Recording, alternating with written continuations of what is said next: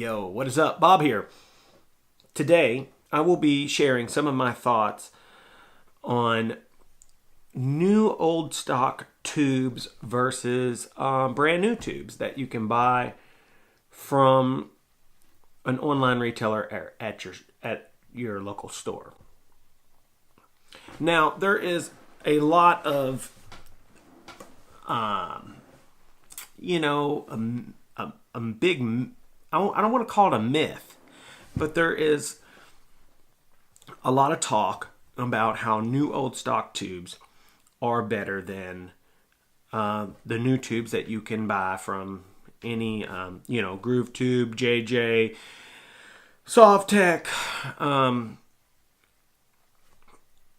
and for the most part, I would say that the rumors are true.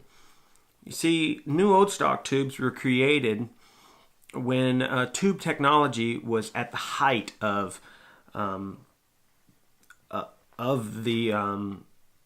genre. These were military items. They were used in tanks and planes, and they had to be reliable. The machinery, the technology was at the pinnacle, and ultimately, they're very, very good product. Now, that being said, are new tubes bad? Well, some of them don't sound that good. I've bought some tubes that sounded awful. And I've bought some new tubes that sounded really good.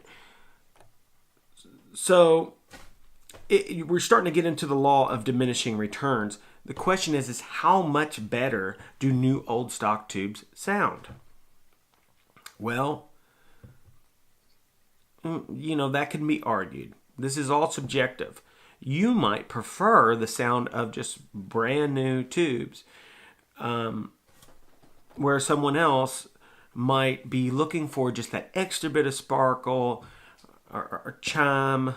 I don't want to get into too many tone words here, talking about woody tones and stuff.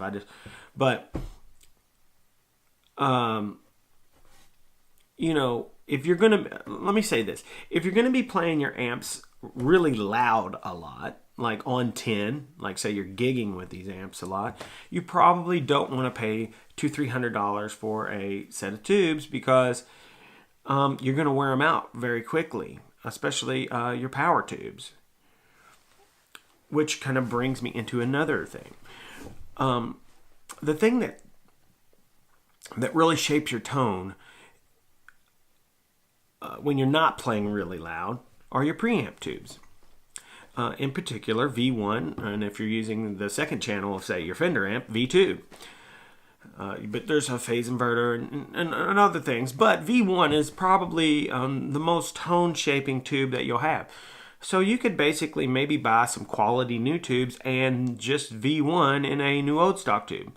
That's not a bad way to go. And you could probably get by with that for a while.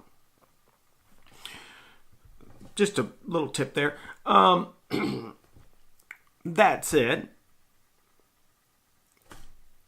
some people have the opinion that, I know guys that are relatively famous that if they play 1 or 2 shows on a set of tubes, boom, they're gone. They pull them out, put new ones in.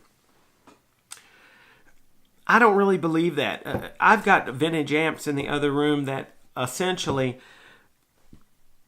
have the original tubes in them. And the amps sound fine to my ears.